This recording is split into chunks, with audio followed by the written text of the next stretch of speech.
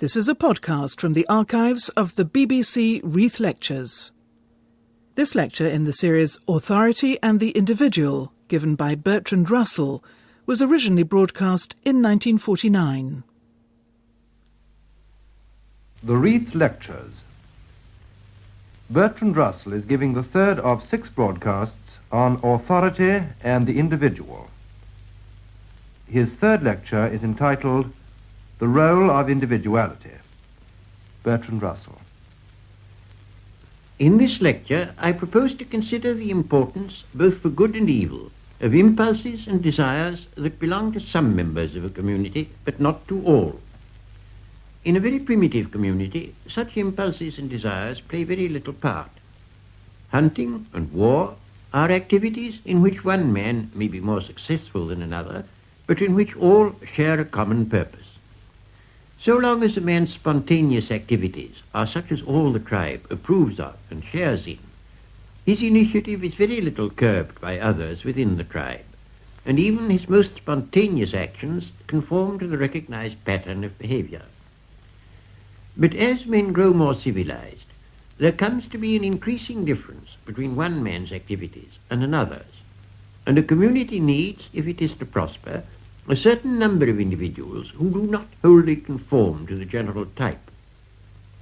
Practically all progress, artistic, moral and intellectual, has depended upon such individuals who have been a decisive factor in the transition from barbarism to civilization. If a community is to make progress, it needs exceptional individuals whose activities, though useful, are not of a sort that ought to be general. There is always a tendency in a highly organized society for the activities of such individuals to be unduly hampered. But on the other hand, if the community exercises no control, the same kind of individual initiative which may produce a valuable innovator may also produce a criminal. The problem, like all those with which we are concerned, is one of balance. Too little liberty brings stagnation, and too much brings chaos. There are many ways in which an individual may differ from most of the other members of his herd. He may be exceptionally anarchic or criminal. He may have rare artistic talent. He may have what comes in time to be recognized as a new wisdom in matters of religion and morals, and he may have exceptional intellectual powers. It would seem that from a very early period in human history, there must have been some differentiation of function. The pictures in the caves in the Pyrenees, which were made by Paleolithic men, have a very high degree of artistic merit, and one can hardly suppose that all the men of that time were capable of such admirable work. It seems far more probable that those who were found to have artistic talent were sometimes allowed to stay at home making pictures while the rest of the tribe hunted. The chief and the priest must have begun from a very early time to be chosen for real or supposed peculiar excellencies. Medicine men could work magic, and the tribal spirit was in some sense incarnate in the chief. But from the earliest time, there has been a tendency for every activity of this kind to become institutionalized. The chieftain became hereditary, the medicine men became a separate caste, and recognized bards became the prototypes of our poets laureate. It has always been difficult for communities to recognize what is necessary for individuals who are going to make the kind of exceptional contribution that I have in mind. Elements of wildness, of separateness from the herd, of domination by rare impulses, of which the utility was not always obvious to everybody. In this lecture, I wish to consider both in history and in the present day the relation of the exceptional man to the community, and the conditions that make it easy for his unusual merits to be socially fruitful. I shall consider this problem first in art, then in religion and morals, and finally in science. The artist does not in our day play nearly so vital a part in public life as he has done in many former ages. There is a tendency in our days to despise a court poet, and to think that a poet should be a solitary being proclaiming something that Philistines do not wish to hear. Historically, the matter was far otherwise. Homer, Virgil, and Shakespeare were court poets. They sang the glories of their tribe and its noble traditions. Of Shakespeare, I must confess, this is only partially true, but it certainly applies to his historical plays. Welsh bards kept alive the glories of King Arthur, and these glories came to be celebrated by English and French writers. King Henry II encouraged them for imperialistic reasons. The glories of the Parthenon and of the medieval cathedrals were intimately bound up with public objects. Music, though it could play its part in courtship, existed primarily to promote courage in battle, a purpose to which, according to Plato, it ought to be confined by law. But of these ancient glories of the artist, little remains in the modern world, except the piper to a Highland regiment. We still honour the artist, but we isolate him. We think of art as something separate, not as an integral part of the life of the community. The architect alone, because his art serves a utilitarian purpose, retains something of the ancient status of the artist. The decay of art in our time is not only due to the fact that the social function of the artist is not as important as in former days. It is due also to the fact that spontaneous delight is no longer felt as something which it is important to be able to enjoy. Among comparatively unsophisticated populations, folk dances and popular music still flourish, and something of the poet exists in very many men. But as men grow more industrialized and regimented, the kind of delight that is common in children becomes impossible to adults because they are always thinking of the next thing and cannot let themselves be absorbed in the moment. This habit of thinking of the next thing is more fatal to any kind of aesthetic excellence than any other habit of mind that can be imagined. And if art in any important sense is to survive, it will not be by the foundation of solemn academies, but by recapturing the capacity for whole-hearted joys and sorrows, which prudence and foresight have all but destroyed.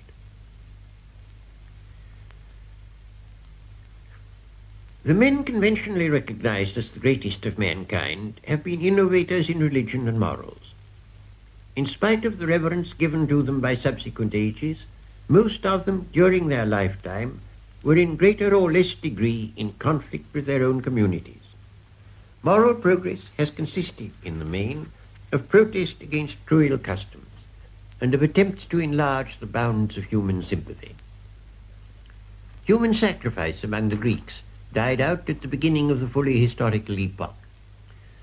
The Stoics taught that there should be sympathy not only for free Greeks, but for barbarians and slaves, and indeed for all mankind. Buddhism and Christianity spread a similar doctrine far and wide. Religion, which had originally been part of the apparatus of tribal cohesion, promoting conflict without just as much as cooperation within, took on a more universal character, an endeavor to transcend the narrow limits which primitive morality had set.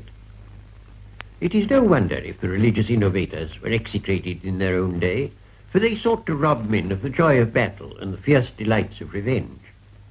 Primitive ferocity, which had seemed a virtue, was now said to be a sin, and a deep duality was introduced between morality and the life of impulse, or rather, between the morality taught by those in whom the impulse of humanity was strong, and the traditional morality that was preferred by those who had no sympathies outside their own herd. Religious and moral innovators have had a profound effect upon human life. Not always, it must be confessed, the effect that they intended, but nevertheless, on the whole, profoundly beneficial. It is true that in the present century we have seen in important parts of the world a loss of moral values which we had thought fairly secure, but we may hope that this retrogression will not last. We owe it to the moral innovators who first attempted to make morality a universal and not merely a tribal matter, that there has come to be a disapproval of slavery, a feeling of duty towards prisoners of war, a limitation of the powers of husbands and fathers, and a recognition, however imperfect, that subject races ought not to be merely exploited for the benefit of their conquerors. All these moral gains, it must be admitted, have been jeopardized by a recrudescence of ancient ferocity. But I do not think that in the end the moral advance which they have represented will be lost to mankind.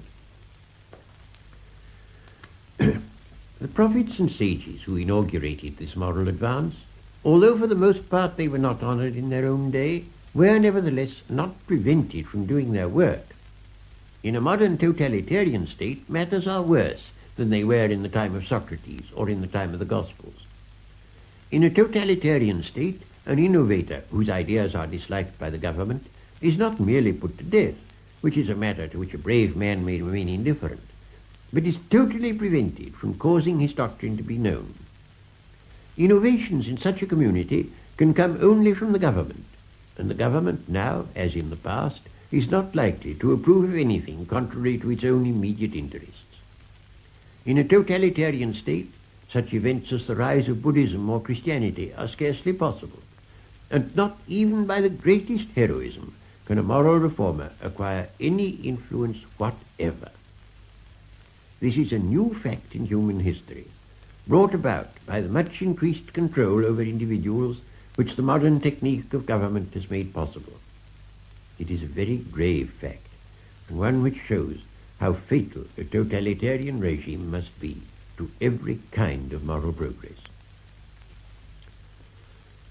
In our own day, an individual of exceptional powers can hardly hope to have so great a career or so great a social influence as in former times if he devotes himself to art or to religious and moral reform. There are, however, still 4 careers which are open to him. He may become a great political leader like Lenin. He may acquire vast industrial power like Rockefeller. He may transform the world by scientific discoveries, as is being done by the atomic physicists. Or finally, if he has not the necessary capacities for any of these careers, or if opportunity is lacking, his energy, in default of other outlet, may drive him into a life of crime.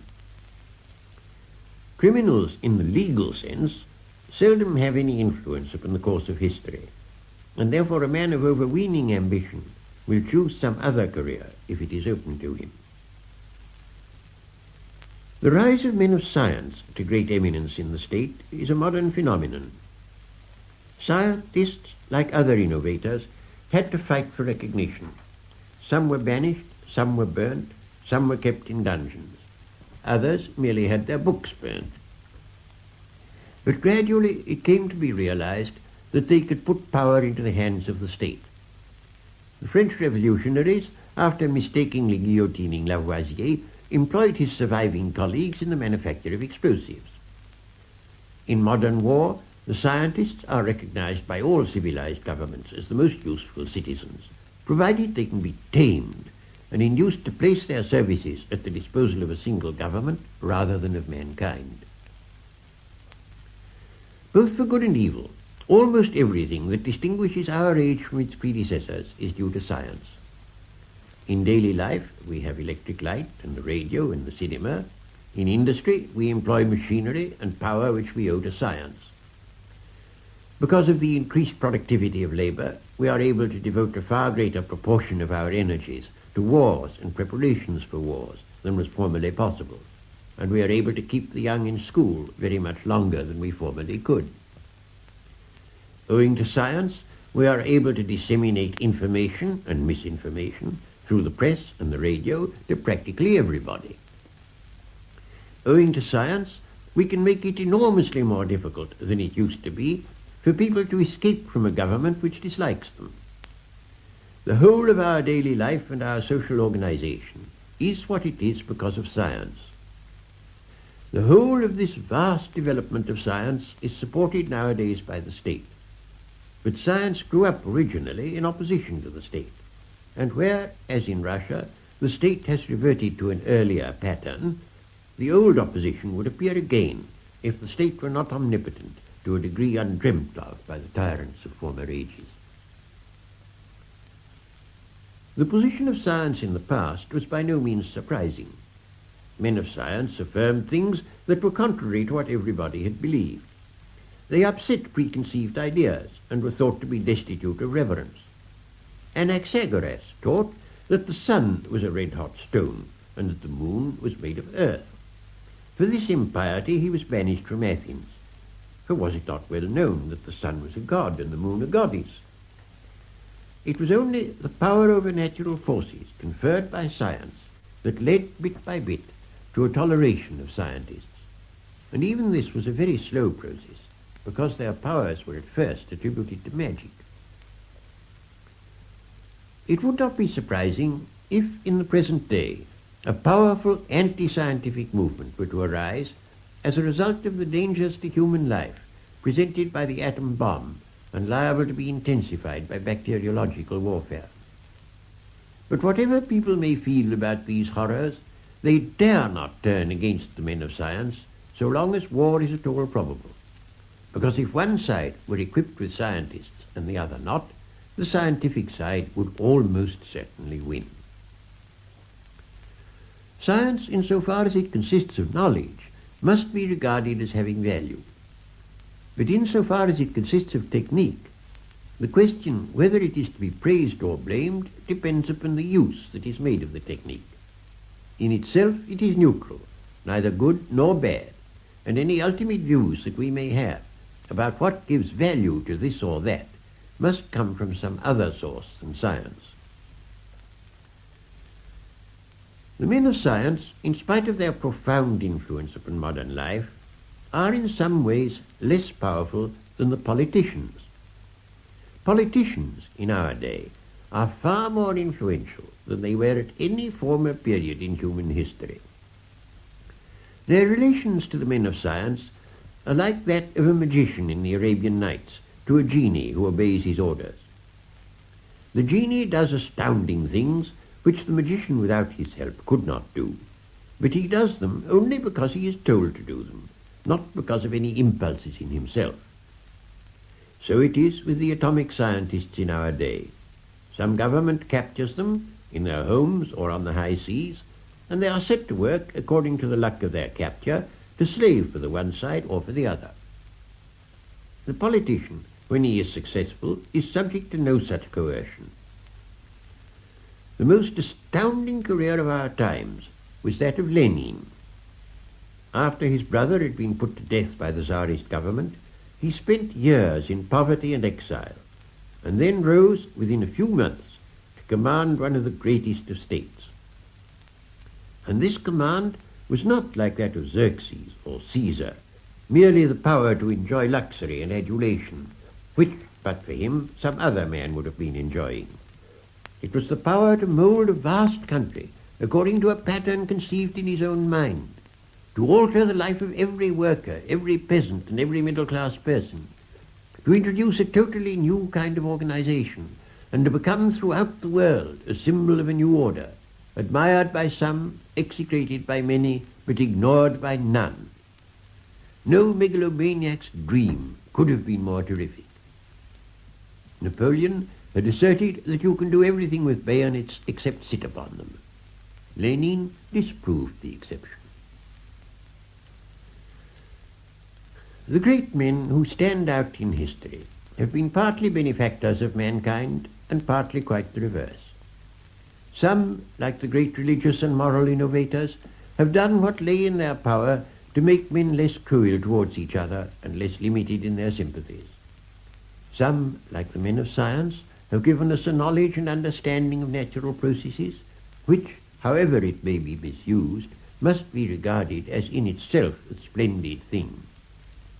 Some, like the great poets and composers and painters, have put into the world beauties and splendors which in moments of discouragement do much to make the spectacle of human destiny endurable. But others, equally able, equally effective in their way, have done quite the opposite. I cannot think of anything that mankind has gained by the existence of Genghis Khan. I do not know what good came of Robespierre, and for my part, I see no reason to be grateful to Lenin. But all these men, good and bad alike, had a quality which I should not wish to see disappear from the world, a quality of energy and personal initiative, of independence of mind and of imaginative vision. A man who possesses these qualities is capable of doing much good or of doing great harm, and if mankind is not to sink into dullness, such exceptional men must find scope, though one could wish that the scope they find should be for the benefit of mankind. There may be less difference than is sometimes thought between the temperament of a great criminal and a great statesman. It may be that Captain Kidd and Alexander the Great, if a magician had interchanged them at birth, would each have fulfilled the career which, in fact, was fulfilled by the other. The same thing may be said of some artists. The memoirs of Benvenuto Cellini do not give a picture of a man with that respect for law which every right-minded citizen ought to have. In the modern world, and still more, so far as can be guessed, in the world of the near future, important achievement is almost impossible to an individual if he cannot dominate some vast organization. If he can make himself head of a state like Lenin, or monopolist of a great industry like Rockefeller, or a controller of credit like the elder Pierpont Morgan, he can produce enormous effects in the world. And so he can, if, being a man of science, he persuades some government that his work may be useful in war. But the man who works without the help of an organization, like a Hebrew prophet, a poet, or a solitary philosopher such as Spinoza, can no longer hope for the kind of importance which such men had in former days. This change applies to the scientist as well as to other men. The scientists of the past did their work very largely as individuals, but the scientist of our day needs enormously expensive equipment and a laboratory with many assistants. All this he can obtain through the favor of the government or, in America, of very rich men. He is thus no longer an independent worker, but essentially part and parcel of some large organization. This change is very unfortunate, for the things which a great man could do in solitude were apt to be more beneficial than those which he could do only with the help of the powers that be. A man who wishes to influence human affairs finds it difficult to be successful except as a slave or a tyrant.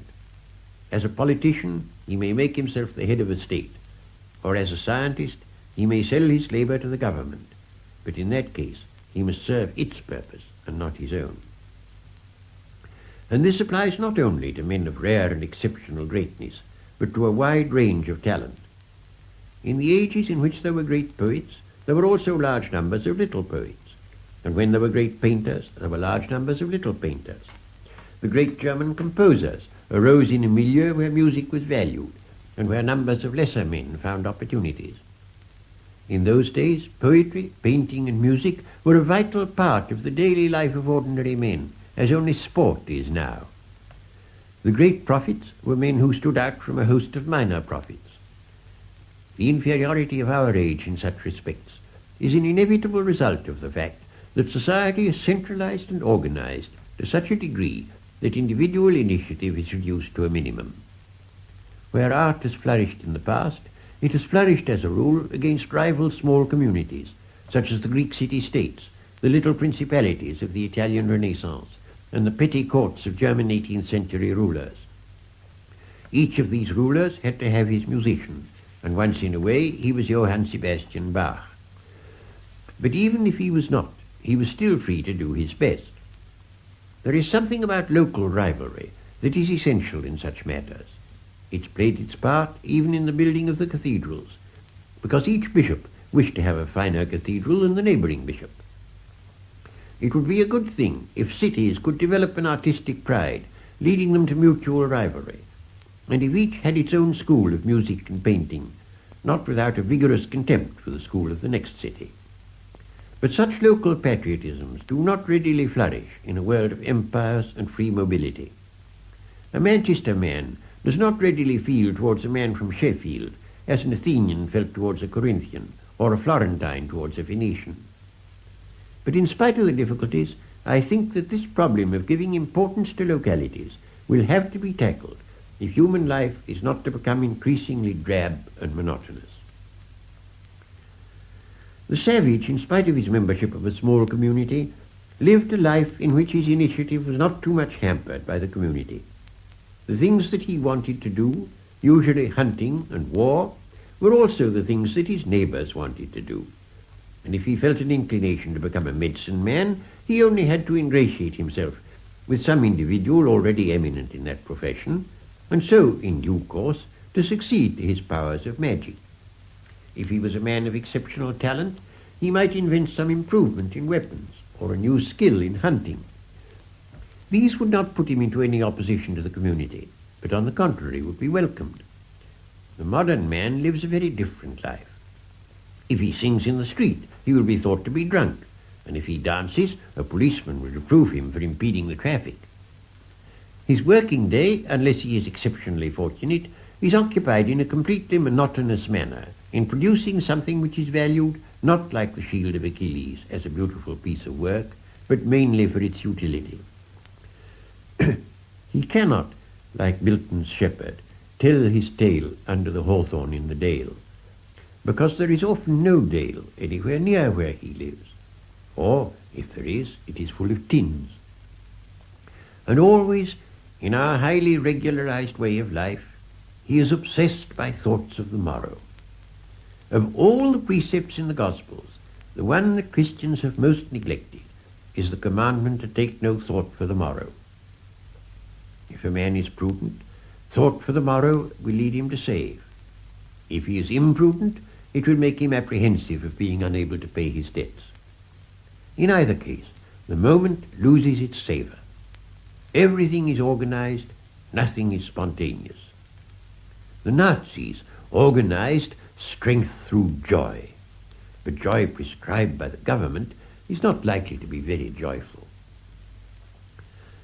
In those who might otherwise have worthy ambitions, the effect of centralization is to bring them into competition with too large a number of rivals, and into subjection to an unduly uniform standard of taste. If you wish to be a painter, you will not be content to pit yourself against the men with similar desires in your own town. You will go to some school of painting in a metropolis, where you will probably conclude that you are mediocre, and having come to this conclusion, you may be so discouraged that you are tempted to throw away your paintbrushes and take to money-making or to drink, for a certain degree of self-confidence is essential to achievement. In Renaissance Italy, you might have hoped to be the best painter in Siena, and this position would have been quite sufficiently honourable. But you would not now be content to acquire all your training in one small town. We know too much and feel too little. At least we feel too little of those creative emotions from which a good life springs. In regard to what is important, we are passive. Where we are active, it is over trivialities. If life is to be saved from boredom, relieved only by disaster, means must be found of restoring individual initiative, not only in things that are trivial, but in the things that really matter. I do not mean that we should destroy those parts of modern organization upon which the very existence of large populations depends, but I do mean that the organization should be much more flexible, more relieved by local autonomy, and less oppressive to the human spirit through its impersonal vastness than it has become through its unbearably rapid growth and centralization, with which our ways of thought and feeling have been unable to keep pace. Bertrand Russell has been speaking on the role of individuality, the third of the BBC's Reith lectures on authority and the individual. You've been listening to a podcast from the archives of the BBC Reith Lectures. For more podcasts, please visit bbc.co.uk/Radio4.